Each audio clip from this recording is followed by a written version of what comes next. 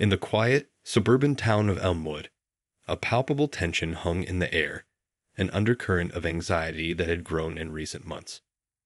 Reports of racial profiling and confrontations between the police and minority communities had reached a boiling point, with citizens increasingly vocal about their grievances.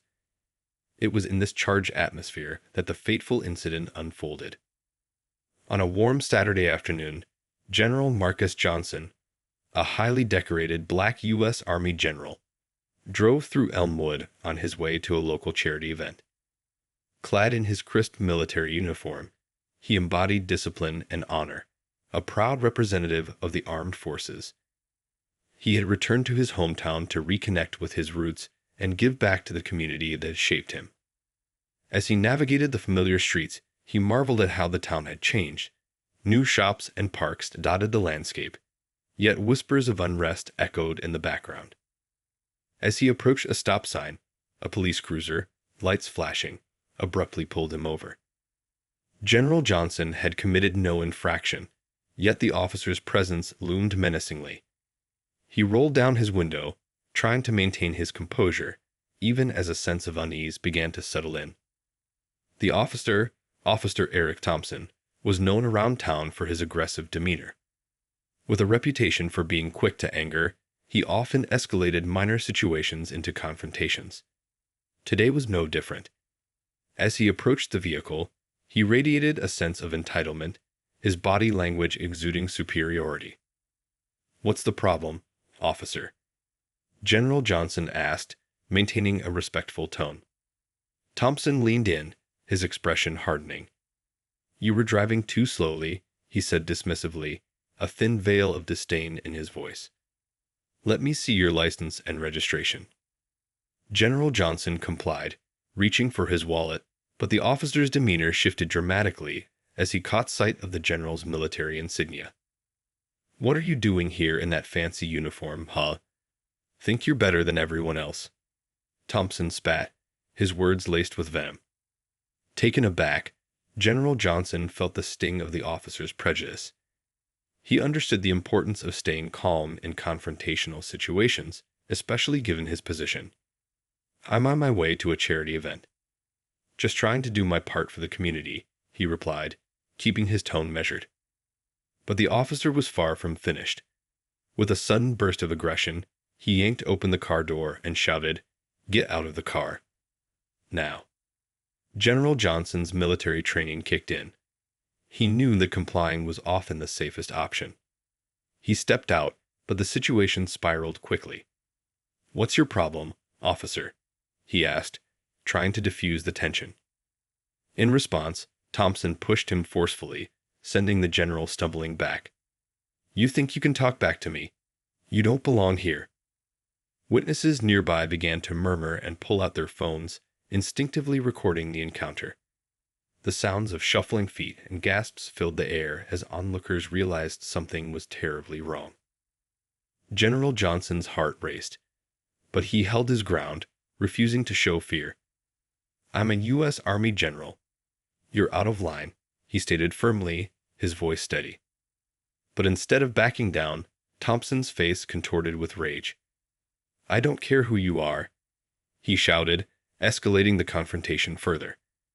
He lunged at the general, swinging a fist that connected with the side of Johnson's face. The blow was unexpected and brutal, sending shockwaves through the gathered crowd. Gasps echoed as the onlookers absorbed the shocking reality. A police officer was physically assaulting a respected military leader in broad daylight. Phones continued to record, capturing the visceral exchange that would soon reverberate far beyond the confines of Elmwood. General Johnson, now fueled by a mix of adrenaline and righteous anger, attempted to defend himself, but he was met with the full weight of the officer's aggression. The situation devolved into chaos, with the bystanders yelling for the officer to stop, their voices blending into a cacophony of disbelief and outrage. In that moment, the calm facade of Elmwood shattered, revealing deep-seated tensions simmering just beneath the surface. The clash between the officer's unchecked power and the general's dignity would soon ignite a firestorm of outrage, drawing the attention of the entire nation. What had begun as a simple traffic stop had transformed into a pivotal moment in the ongoing struggle against racism and abuse of authority, setting the stage for a battle that would extend far beyond the streets of a small town. The attack. As the struggle intensified outside the vehicle, the bystanders' shock turned into outright alarm. The scene escalated rapidly, with General Johnson fighting to regain control amidst the barrage of verbal and physical assaults. He remained focused, relying on his military training to handle the unexpected violence, but it was becoming increasingly difficult. The officer's rage was unbridled, fueled by a toxic mix of power and prejudice. "Get off me!" General Johnson shouted, trying to push Thompson away. The words, however, fell on deaf ears. Thompson, now fully consumed by his aggression, lunged again, grabbing the general by his collar and pushing him to the ground. The impact was jarring, the asphalt scraping against Johnson's uniform, a stark reminder of the humiliation he faced. "Do you know who I am?" Johnson managed to utter, struggling against the weight of the officer pressing down on him. His voice was steady but tinged with frustration and disbelief. "You are abusing your power." The crowd surged with a collective gasp as they witnessed the brutality unfold. Some recorded on their phones, while others shouted in protest, pleading with the officer to stop. The atmosphere was thick with tension. Some felt compelled to intervene, but the fear of retaliation from the officer held them back. "Shut up. You're nothing but a thug in a uniform." Thompson spat, his face inches from Johnson's, rage boiling in his eyes. The use of dehumanizing language cut deep, revealing the racial undertones that lay at the heart of the officer's aggression.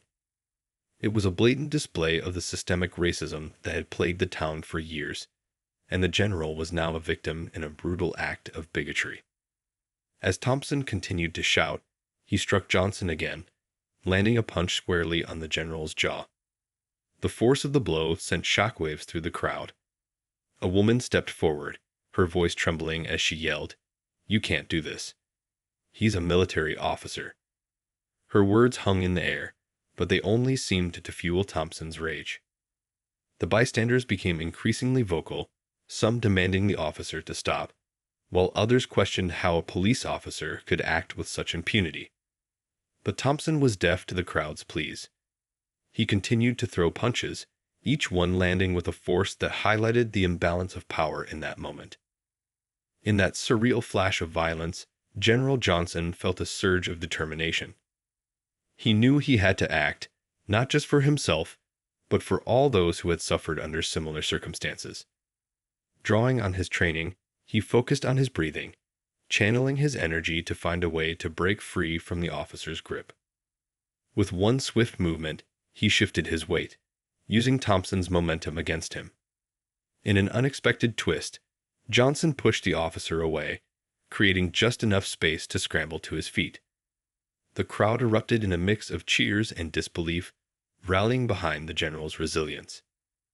"Stand down, officer." Johnson barked, regaining his composure. He stood tall, his posture a testament to his military discipline, despite the bruises forming on his face. The general's voice resonated with authority, demanding respect even in the face of this unprovoked attack. Thompson, momentarily taken aback, hesitated. The sight of the determined general, refusing to back down, sparked a flicker of uncertainty in the officer's eyes. But it was short-lived. Fueled by rage and the need to assert his authority, Thompson lunged again, aiming to subdue Johnson once more. This time, the crowd reacted more aggressively, some shouting threats, others yelling to call for backup. The tension reached a boiling point, and it seemed that the situation could spiral out of control entirely. Fearing that things could turn deadly, one brave bystander finally stepped in. A local man named David, a former Marine, rushed forward, placing himself between Johnson and the officer. "Back off," David shouted, his voice a commanding presence that momentarily redirected Thompson's focus. The crowd surged forward, emboldened by David's intervention, while others called 911, desperate for help. With the arrival of backup inevitable, the situation began to shift. Thompson, realizing he was losing control, reluctantly stepped back, giving Johnson a moment to breathe and regain his composure. The tension in the air began to dissipate as police sirens wailed in the distance, a harbinger of impending accountability. As the backup arrived, confusion reigned. Officers flooded the scene, unsure of what had unfolded, but the bystanders were quick to relay their version of events. Cameras continued to roll, capturing the stark contrast of the incident, the raw anger of racism, and the courage of a general who stood firm against oppression. The narrative was shifting, and the town of Elmwood was about to awaken to the harsh realities of racism within its ranks. Immediate aftermath. As the sound of sirens pierced the air, the tension that had filled the atmosphere began to morph into a collective sense of urgency and confusion. Officer Thompson, still bristling with aggression, glared at the growing crowd as they expressed their outrage. But as the backup officers arrived, the dynamics of power shifted. Two officers, younger and visibly uncertain, stepped out of their cruiser and approached the scene. They quickly assessed the situation, taking in the sight of General Johnson, still standing tall despite the bruises on his face, and the distraught crowd that surrounded him. The older of the two officers, Officer Collins, stepped forward, raising his hands to signal for calm. "What happened here?" he demanded, his tone firm but laced with caution. Before anyone could answer, General Johnson, regaining his composure, spoke up. "I was pulled over for no reason, assaulted by this officer," he declared, gesturing toward Thompson, who was now trying to assert his authority in front of his peers. "This is a violation of my rights and a clear act of racial aggression." Collins turned his attention to Thompson, who was still fuming. "Eric, step aside and let me handle this," he instructed, his voice low but commanding. Thompson hesitated, his pride wounded, but ultimately complied, taking a few steps back where he could see then silence.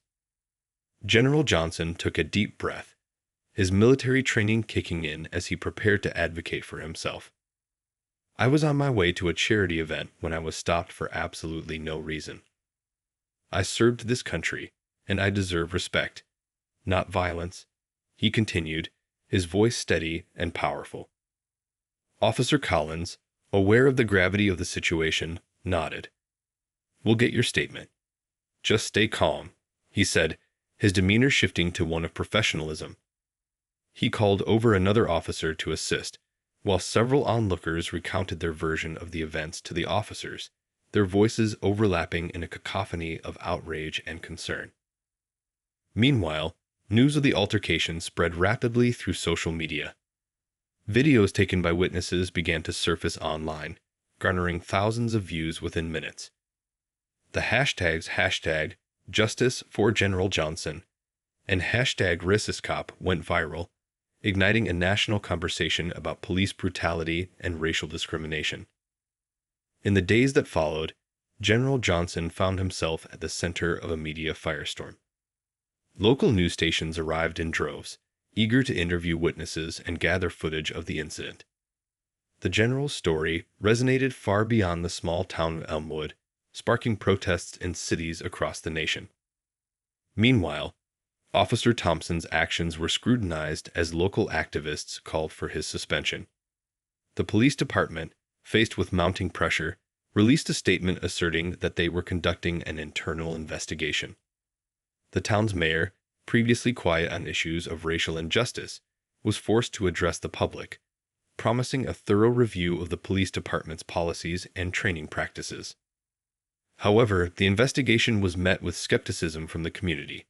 Many residents voiced concerns that it would be a mere cover-up, fearing that the officer would face little to no repercussions for his violent behavior. The outrage was palpable. The divide between the community and law enforcement grew deeper as protests erupted in front of the police station. General Johnson, now a reluctant public figure, took to social media to share his experiences. He posted a video addressing the nation, his voice steady but filled with emotion. "I stand here not just for myself, but for every individual who has faced racism and brutality at the hands of those sworn to protect us. This is not just about one incident. It's about a systemic issue that we must confront together, he declared, his words echoing across the internet. His message resonated deeply, inspiring countless individuals to share their own experiences with racism and police brutality. The general quickly became a symbol of resistance and resilience, rallying support from both local and national organizations advocating for racial equality and police reform.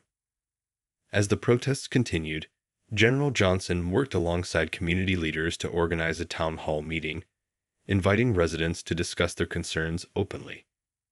The meeting became a pivotal moment for Elmwood, bringing together voices from all backgrounds to address the pressing issues of race, justice, and accountability.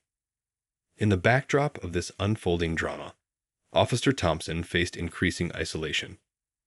Colleagues began to distance themselves, and whispers of discontent circulated within the department. The fallout from his actions had not only endangered his career, but also exposed the deep-seated issues within the law enforcement community. The incident that began as a routine traffic stop had escalated into a defining moment for Elmwood, a catalyst for change and a wake-up call for a community grappling with its own biases and the need for reform. As the days turned into weeks, the repercussions of that fateful encounter continued to ripple, forcing a reckoning that would resonate long after the final protests had quieted. Investigation launches. As the dust began to settle in Elmwood, the police department faced mounting scrutiny in the wake of General Johnson's confrontation with Officer Thompson. The mayor's office issued a public statement pledging a thorough investigation into the incident, promising transparency and accountability. However, skepticism ran high among the community members who had witnessed the violence. Many feared that the department would attempt to protect one of its own, as had happened in countless other cases across the nation. Within the department, tensions brewed.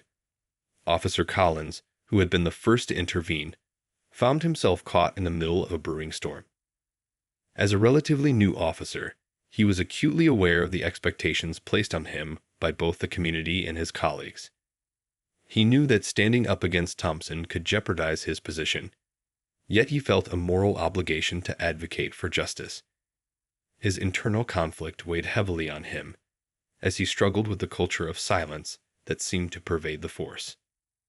Meanwhile, General Johnson continued to garner national attention, his story becoming a rallying point for activists advocating for police reform.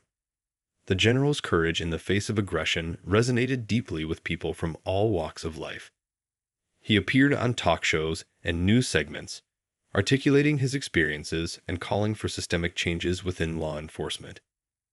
This isn't just about one officer. It's about a broken system that allows racism and violence to thrive, he stated passionately during an interview, urging viewers to join him in demanding change. Back in Elmwood, the atmosphere shifted as protests grew in intensity. Activists organized marches that filled the streets with signs demanding justice for General Johnson and calling for an end to police brutality. Local churches and community organizations rallied to support the cause, creating a united front against systemic racism. The protests brought together individuals from diverse backgrounds, united in their shared commitment to confronting injustice. As public pressure mounted, the police department announced the formation of an internal affairs unit to investigate the incident. However, many community members were wary of this move. Past experiences had taught them that internal investigations often resulted in little more than a slap on the wrist for officers involved in misconduct. To alleviate concerns, the mayor appointed an independent oversight committee composed of community leaders, activists, and legal experts to monitor the investigation's progress. General Johnson welcomed the news of the oversight committee, seeing it as a necessary step toward accountability. He participated in meetings, offering his insights on what reforms were needed to rebuild trust between the community and law enforcement. His presence at these discussions served as a reminder of the stakes involved, ensuring that the voices of those most affected by police violence were heard.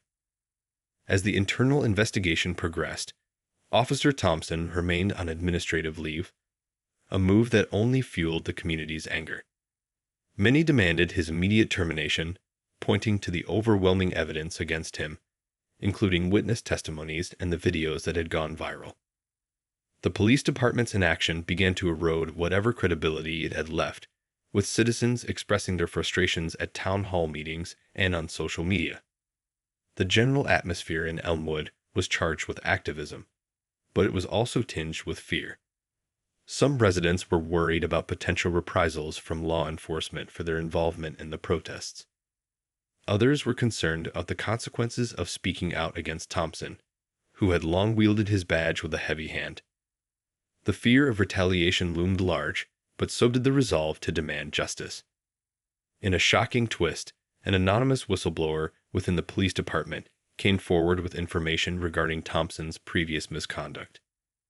This revelation sent shockwaves through the community, as it was revealed that Thompson had a history of complaints against him for excessive use of force and racially charged language.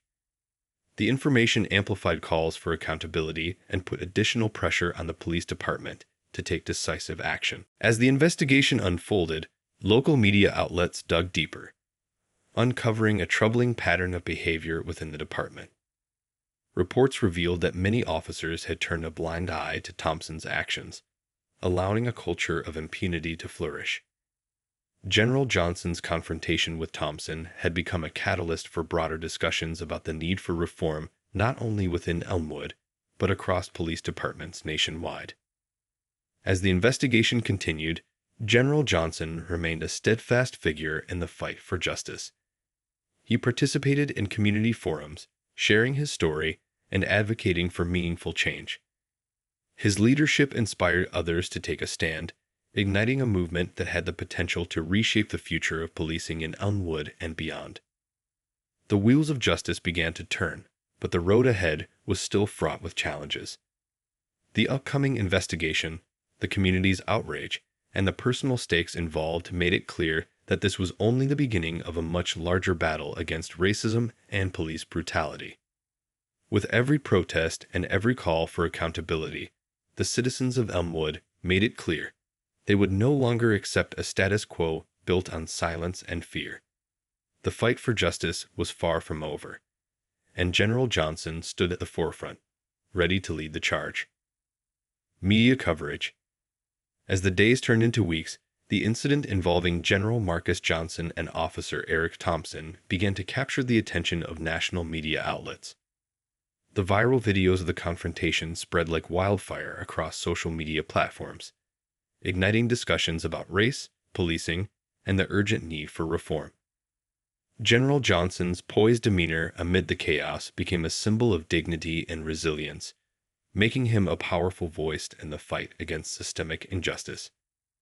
Local news stations were the first to spotlight the incident, broadcasting images of the protests that erupted in Elmwood. Anchors reported on the growing outrage, highlighting the demands for accountability and justice. One local anchor, Sarah Mitchell, provided in-depth coverage, interviewing eyewitnesses and community leaders. This is not just a story about a violent encounter. It's a reflection of a much larger issue that many Americans are grappling with, she stated during a live broadcast, her voice resonating with urgency. As the story gained traction, national networks picked it up, amplifying General Johnson's story far beyond the borders of Elmwood. News programs and talk shows invited him to share his experiences, and he seized every opportunity to raise awareness about the systemic issues plaguing law enforcement. It's not just about what happened to me. It's about every individual who has faced the harsh realities of racism, he said during an appearance on a major cable news network. His powerful words resonated with audiences, igniting conversations that had long been overdue. Editorials began to appear in newspapers across the country, reflecting on the broader implications of the incident. Columns examined the culture of policing in America, calling for comprehensive reforms and greater accountability. In one particularly impactful op-ed, a prominent journalist wrote, "General Johnson's confrontation with Officer Thompson serves as a stark reminder of the work that still lies ahead in our pursuit of equality and justice. Activists and community organizations also utilized the media spotlight to advocate for systemic change. They organized press conferences and public demonstrations, demanding that law enforcement agencies adopt stricter policies against racial profiling and excessive use of force. The hashtag Justice for General Johnson trended on social media, with people from all walks of life sharing their own stories of racial discrimination and police encounters, further fueling the national conversation. Despite the growing momentum, there was a backlash from certain segments of the community. Supporters of Officer Thompson rallied, arguing that he was being unfairly targeted. Some local residents took to social media to defend the officer, perpetuating the narrative that he was merely doing his job. This divide served as a stark reminder of the challenges that lay ahead, as both sides grappled with their beliefs and experiences. As the investigation continued, the police department attempted to control the narrative.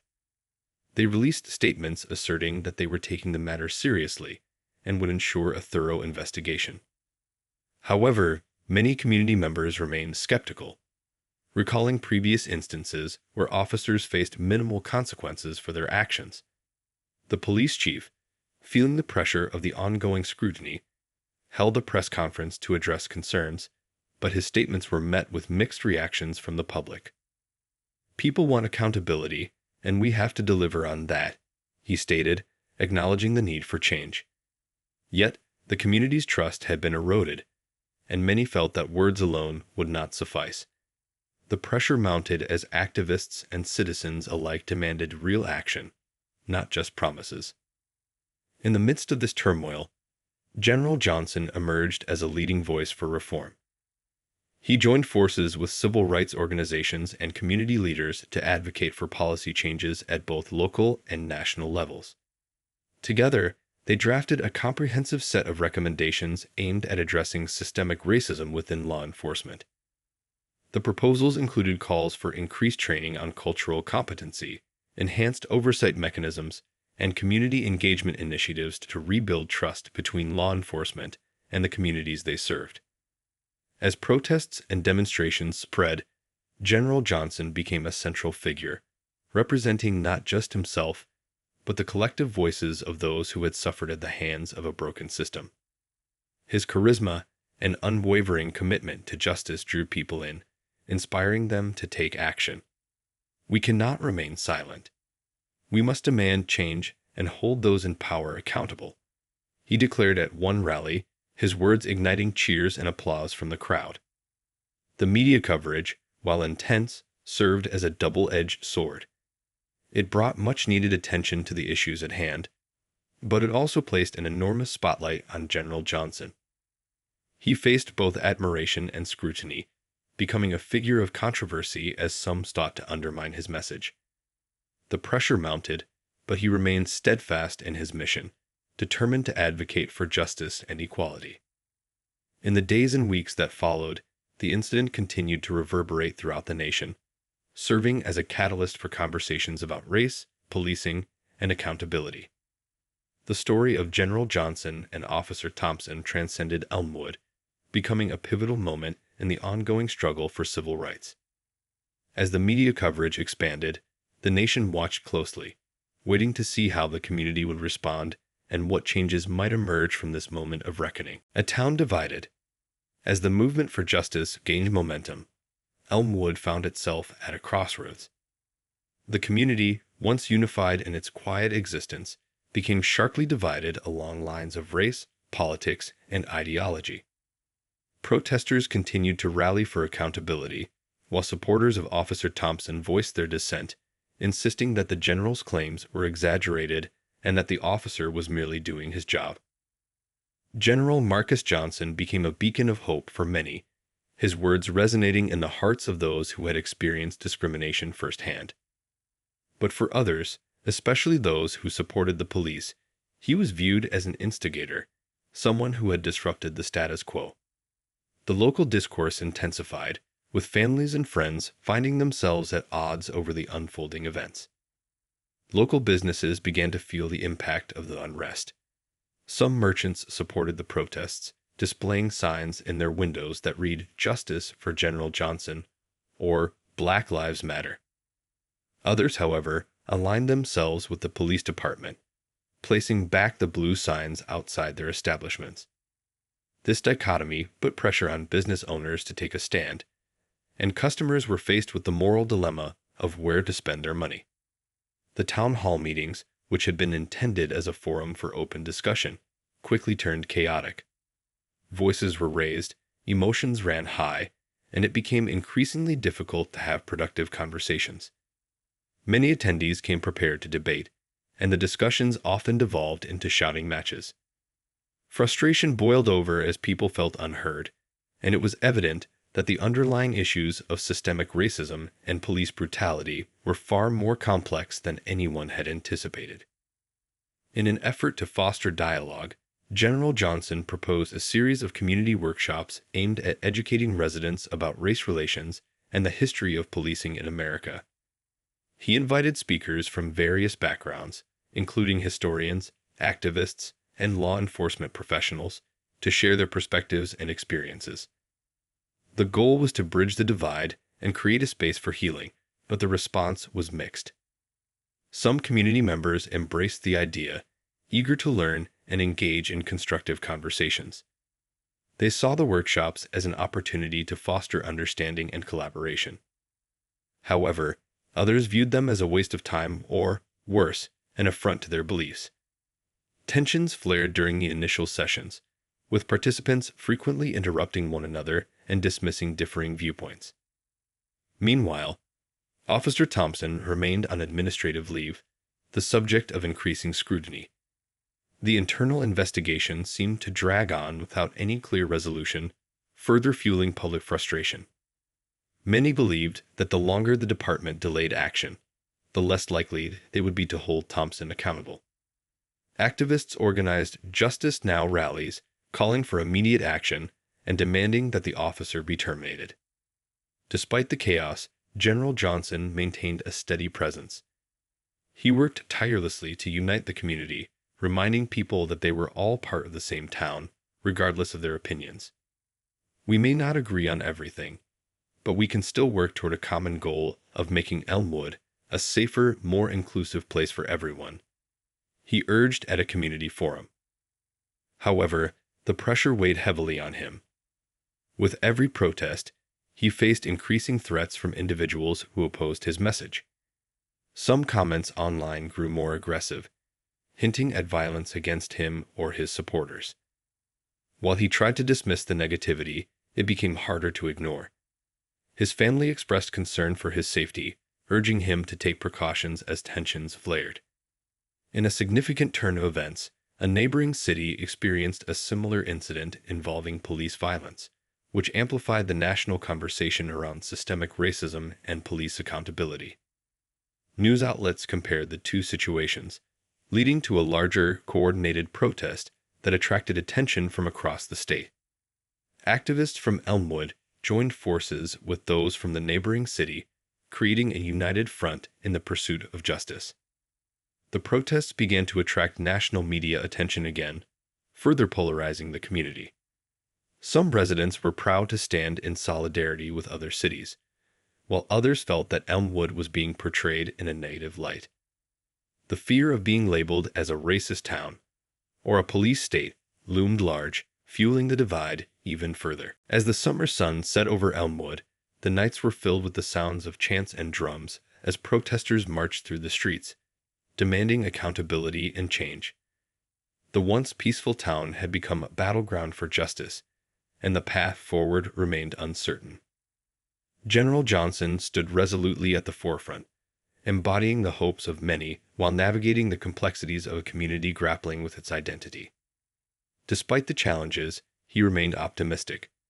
Change takes time, but every step we take brings us closer to the world we want to see, he said in a rally speech, a sentiment that resonated with supporters who believed that together, they could forge a brighter future for Elmwood. But as divisions deepened and tensions escalated, the road to healing promised to be long and fraught with obstacles. The fight for justice had only just begun, and the community was about to learn how high the stakes really were. The breaking point. As summer turned to autumn, the atmosphere in Elmwood grew increasingly tense. The ongoing protests, while filled with passion and purpose, also began to wear on the community. The fractures that had formed were deepening, leading to confrontations that threatened to escalate into violence. Residents who once exchanged friendly waves were now wary of one another, their conversations overshadowed by the events of the past months. General Marcus Johnson, while committed to advocating for justice and reform, felt the weight of the division pressing heavily on him. The media coverage had spotlighted his every move, making him a polarizing figure in a town that was struggling to find its footing. He often found solace in the company of fellow activists, but even within that circle, disagreements flared. Some argued for peaceful protests, while others called for more aggressive tactics to demand accountability from law enforcement. The police department, too, found itself in a precarious position. With Officer Thompson still on administrative leave, officers were divided on how to respond to the ongoing unrest. Many felt unsupported, caught between demands of the community and the directives from their superiors. The department faced a crisis of morale, with officers questioning their commitment to serve a community that appeared to reject them. In a desperate attempt to quell the mounting unrest, the mayor organized a town hall meeting, inviting General Johnson, community leaders, and police representatives to speak. He hoped that open dialogue would pave the way for healing, but many community members approached the event with skepticism. Would this be another empty promise, or could it lead to real change? The evening of the town hall meeting was charged with anticipation. The auditorium was packed, with residents from all walks of life filling the seats. Some wore Justice for General Johnson shirts, while others donned blue in solidarity with the police. As the meeting began, the atmosphere was thick with tension. The mayor opened the session, emphasizing the need for unity. "We are here to listen, to understand, and to work toward a common goal," he said, trying to set a conciliatory tone. However, it quickly became clear that emotions were running high. When General Johnson took the stage, he spoke passionately about the need for accountability and reform. This is about more than just one officer. It's about the systems that allow these injustices to persist. We need to confront the uncomfortable truths about our community, he asserted, his voice steady and firm. As he concluded, the audience erupted in applause, but that support was quickly overshadowed by dissent from the back of the room. A group of officers, many wearing their uniforms, stood up, confronting the general. "You're making this personal, General," one officer shouted. "You're painting us all as the enemy." The room fell silent as the tension escalated. General Johnson responded calmly, "I'm not here to attack anyone. I'm here to advocate for a better future for all of us." But the damage had been done. The divide in the room had become palpable. Supporters of both sides began to argue, voices rising and drowning out attempts at rational discussion. Then, in a moment of chaos, someone threw a bottle, shattering it against the wall. The room erupted into chaos as attendees pushed and shouted, anger spilling into physical confrontations. Security rushed to contain the situation, but it was clear that the meeting had spiraled out of control. General Johnson, witnessing the turmoil, felt a surge of responsibility. He stepped forward, raising his hands to call for calm. "This isn't how we solve our problems. We need to talk, not fight," he urged, his voice barely cutting through the noise. Gradually, his calm demeanor began to penetrate the chaos, and some individuals started to back down, reassessing their actions. After several minutes of confusion, the mayor finally called for an emergency recess. The attendees were escorted out, some still shouting in anger. Outside, protesters clashed with counter-protesters, and the police were forced to intervene to separate the groups. It was a scene General Johnson had feared. The community he loved was unraveling before his eyes. In the days that followed, the images of the town hall chaos flooded social media, igniting outrage on both sides. Supporters of General Johnson rallied, arguing that the incident proved the need for urgent reform, while those who supported the police claimed the protests had spiraled into anarchy. The town of Elmwood, once characterized by its close-knit community, now faced a reckoning. As tempers flared and divisions deepened, General Johnson realized that the path to justice would not be an easy one. The fight for change had reached a breaking point, and the decisions made in the coming weeks would shape the future of Elmwood for years to come. Determined not to let the chaos define the movement, General Johnson called for a renewed commitment to dialogue. He organized a peaceful march to demonstrate that the fight for justice could be carried out without violence. "We must reclaim our narrative," he said. "We will not be defined by this moment of anger, but by our ability to come together and advocate for change." With the community divided and tensions running high, the stakes had never been greater. The question remained, could they bridge the chasm that had formed, or would the town remain forever fractured? The answer, General Johnson hoped, lay in their collective ability to unite for a cause greater than themselves. The fight was far from over, but he remained resolute, believing that change was still possible. Uniting for change. In the aftermath of the chaotic town hall meeting, General Marcus Johnson felt an urgency to act. The confrontation had starkly illuminated the rifts within Elmwood, but it had also underscored the importance of finding common ground. Determined to restore a sense of community and hope, he called for a large, peaceful march titled March for Unity, inviting residents from all sides of the divide to participate. The response was overwhelming. Social media buzzed with announcements, flyers were distributed, and local businesses displayed signs in support of the march. General Johnson reached out to community leaders, faith-based organizations, and even the police department, emphasizing that the goal was not to vilify anyone, but to foster understanding and dialogue. On the day of the march, Elmwood streets buzzed with energy. People gathered at the town square, each participant bringing their own story and perspective. Some held signs that read "Justice for All," while others carried banners that proclaimed "Community over Division." The atmosphere was electric, filled with a sense of shared purpose.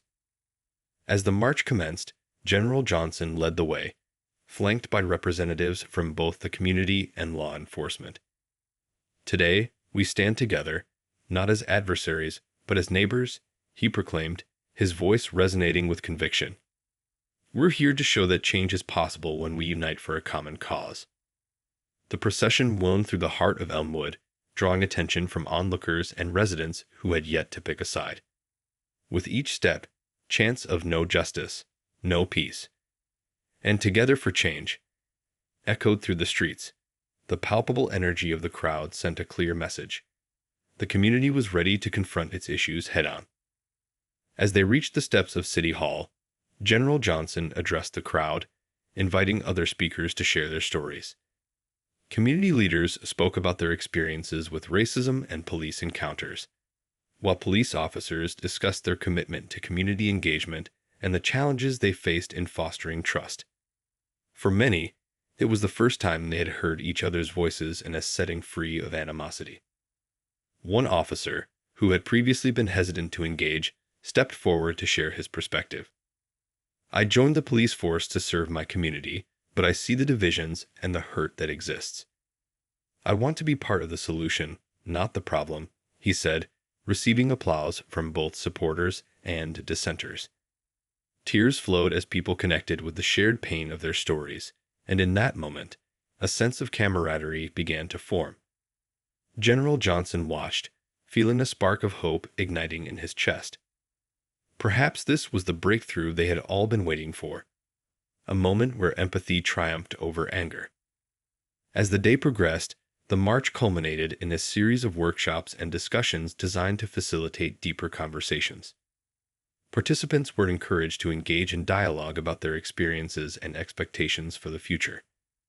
These discussions, while difficult, marked a critical step toward healing the wounds that had long plagued the community.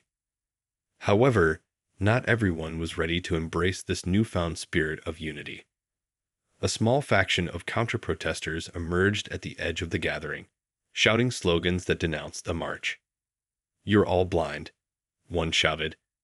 This is not about unity, it's about tearing down our police. Their presence sparked tension, but General Johnson remained focused. "We can't let fear dictate our actions," he told the crowd. "We must show that love and understanding can overcome hatred. We must rise above this division." The peaceful response from the majority of the marchers served as a powerful rebuke to the dissenters. They continued to chant and engage in dialogue, refusing to let negativity derail their progress. The event demonstrated a commitment to change that transcended the divisions that had once threatened to tear Elmwood apart. In the days following the march, the community buzzed with conversation. Local media outlets reported on the event, highlighting its significance in bridging the gap between citizens and law enforcement. General Johnson's words and the voices of the attendees reached far beyond Elmwood, inspiring similar movements in neighboring towns. The police department, recognizing the shift in public sentiment, began implementing community engagement initiatives. Officers volunteered for community service projects and hosted open forums to discuss policing practices. The outreach helped foster a sense of collaboration, showing that change could be achieved when both sides were willing to listen and learn. Yet, even amid this progress, challenges remained. Some community members expressed concern that the police's efforts were merely performative. "We need action, not just words," one activist reminded the group. General Johnson acknowledged these concerns, assuring them that accountability was still a priority. As autumn leaves began to fall, the momentum in Elmwood felt fragile yet promising. General Johnson knew that the path to true reconciliation would require sustained effort, but he remained hopeful. The March for Unity had sparked a conversation that many had long avoided. With continued engagement and dialogue, he believed the community could forge a new identity, one rooted in understanding and justice. The fight for reform and accountability would continue, but for the first time in a long while, the residents of Elmwood felt a sense of togetherness. They had taken a significant step toward healing, but the journey ahead was still fraught with challenges. Would they rise to meet them, or would divisions once again overshadow their progress? General Johnson was determined to ensure that the community's collective voice was heard, uniting them for the change they desperately sought. A new beginning. As the days turned into weeks, the momentum from the March for Unity began to foster real change within Elmwood. General Marcus Johnson, now regarded as a leader and a beacon of hope, continued to work tirelessly alongside community members, activists, and local law enforcement. The dialogue that had begun on that pivotal day was slowly transforming the landscape of the town, allowing residents to confront their fears and prejudices. The police department implemented several new initiatives aimed at building trust with the community. Monthly Coffee with a Cop events were organized, where residents could come together with officers in a relaxed environment. General Johnson frequently attended these gatherings, facilitating discussions and encouraging openness. "We need to break down the barriers that separate us," he often reminded attendees, urging them to engage with one another as neighbors rather than adversaries. In the spirit of continued progress, a community advisory board was established to oversee police practices and policies.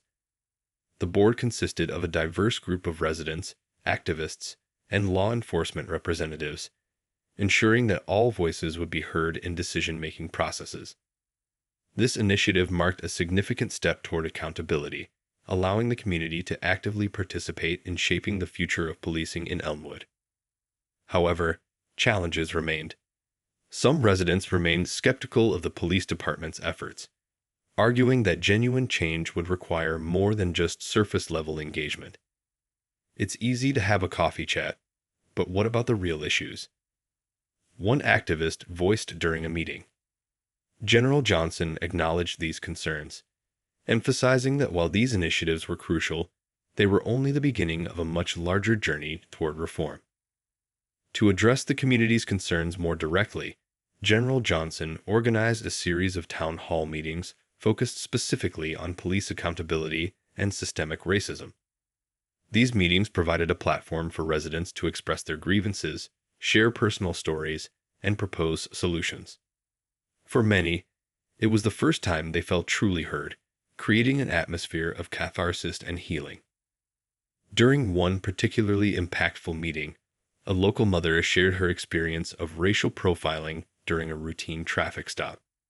Her voice trembled with emotion as she recounted the fear she felt in that moment, highlighting the pervasive nature of discrimination. The room fell silent as her words resonated deeply with the audience. General Johnson listened intently, knowing that her story was not unique. It reflected a broader truth that many had long ignored. In December, as the holiday season approached, General Johnson and community leaders organized a unity celebration to foster goodwill and connection. The event included food, music, and activities for families, designed to bring the community together in a spirit of joy and celebration. It was a testament to the progress they had made, and General Johnson hoped it would help solidify the newfound connections among residents. As the sun set over Elmwood, illuminating the faces of families and friends gathered in the town square, General Johnson reflected on the journey they had undertaken. "We've come so far, but there's still work to be done," he said, addressing the crowd. "We must continue to support one another, listen to each other, and fight for a future where everyone feels safe and valued." With every passing day, Elmwood became a testament to the power of resilience, unity, and the relentless pursuit of justice. The road ahead would undoubtedly be challenging, but the community was no longer defined by fear and division. Instead, they stood together, ready to confront whatever obstacles lay in their path. General Johnson knew that the fight for equality and justice was ongoing, but he believed that they had taken the first critical steps toward creating a brighter, more inclusive future for all. As laughter and music filled the air, he felt a renewed sense of hope. Elmwood was transforming, and with each voice joining the chorus for change, the promise of a new beginning was within reach.